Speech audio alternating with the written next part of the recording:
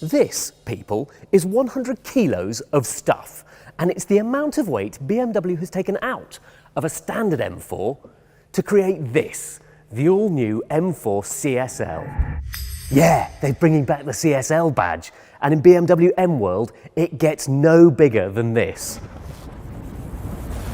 It's a badge that's only been used twice before, originally on the E9 3-litre CSL in 1972, then again for the famous E46 M3 CSL in 2003.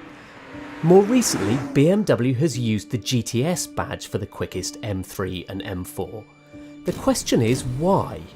And to answer it, we have this man, Dirk Hacker, BMW M's head of engineering. Dirk, 50 years of M this year, and you've given us a new CSL, only the third time in BMW M history you've done this.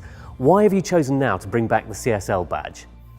The CSL badge, I think, stands for lightweight, and we want to demonstrate the lightweight potential of the new M4 competition model in the future, to see the impact on the performance, and also as a little remark to the M3 CSL 20 years ago with a ducktail, with a carbon roof.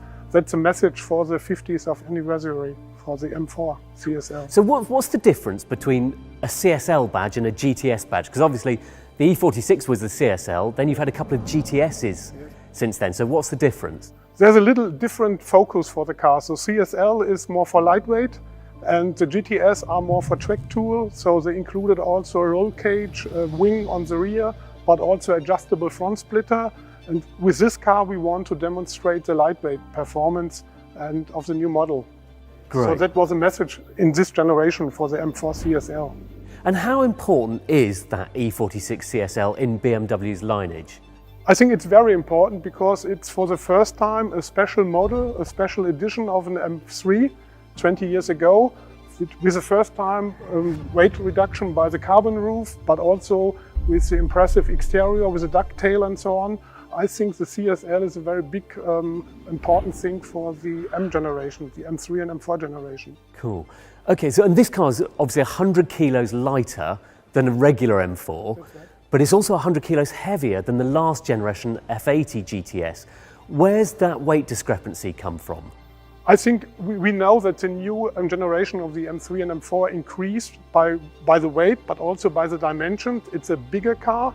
And also we have, to the end of the predecessor, a lot of installed technique like auto particle filter and something like that. So at least the difference between the predecessor and the actual model, it's about 50 kilograms.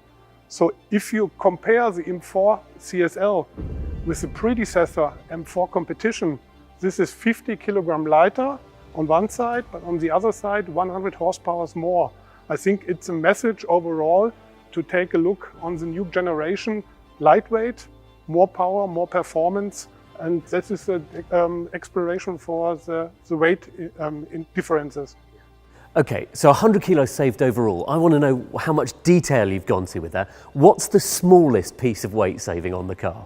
I think the smallest thing, also a very impressive one, is the laser wire rear light, because it's about 400 grams lighter than the standard one. And that was one of the components we have to add and also to offer to get the decrease of 100 kilograms. But I think the laser wire in the rear is the thing with the smallest impact of this. So we know what the smallest bit of weight saving is. Welcome to the biggest. These seats are each 12 kilos lighter than the regular M4 seats. Manually sliding, but if you want any other adjustment at all, you need to get the spanners out, including to remove the headrest. There are two little bolts here, so you get more helmet space when you're on a track day. The seats themselves are superb. You snug so deep into them, the sides are up really tall. It feels proper in here. which makes it a bit more difficult to turn around and point into the back, where they have saved another 21 kilos by ditching the rear seats and all the boot lining. Getting rid of all the sound insulation has saved another 15 kilos. Carbon exterior panels have lost another 11 kilos. A titanium silencer, that's another 4 kilos gone. And 21 kilos in dynamic bits, lighter brakes, wheels, tyres. And then there's another 4 kilos of miscellaneous bits, the more open grille, the new rear lights, ditching the floor mats and the automatic air conditioning. You do still have to have air conditioning, but it doesn't have to be dual zone. That saves a little bit.